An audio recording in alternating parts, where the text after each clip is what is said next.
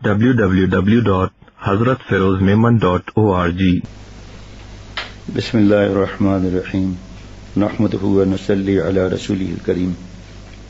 معرف القرآن جلدی مفتی اعظم مفتی شفیع صاحب رحمۃ اللہ علیہ، جلد نمبر 8 صفحہ 1098 پارہ نمبر 30 سورہ قریش. اللہ تعالیٰ فرماتے ہیں اعوذ باللہ من الشیطان الرجیم بسم اللہ الرحمن الرحیم لإیلاف قریش ایلافہم رحلۃ الشتاء والصیف. چونکہ قریش کے لوگ عادی ہیں، یعنی وہ سردی اور گرمی کے موسموں میں یمن اور شام کے سفر کرنے کے عادی ہیں. فَلْيَعْبُدُوا رَبَّ هَذَا الْبَيْتِ، اس لیے انہیں چاہیے کہ اس گھر کے مالک کی عبادت کریں. الَّذِي أَطْعَمَهُم مِّن جُوعٍ وَآمَنَهُم مِّن خَوْفٍ، جس نے بھوک کی حالت میں انہیں کھانے کو دیا اور بد امنی سے انہیں محفوظ رکھا.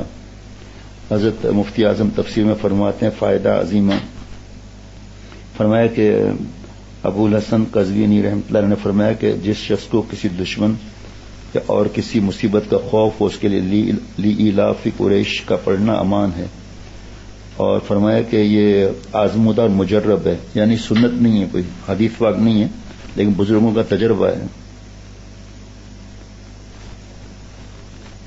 اور حضرت قاضی ثناء اللہ پانی پتی رحمۃ اللہ علیہ فرماتے ہیں کہ مجھے میرے شیخ حضرت مرزا مظہر جان جانان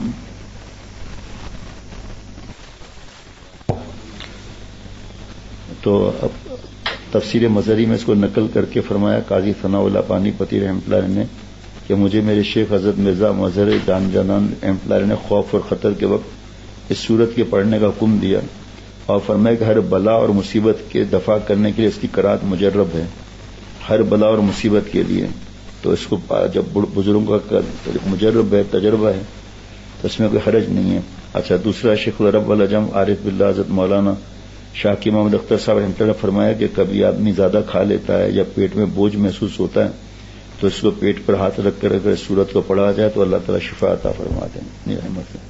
www.hazratfirozmemon.org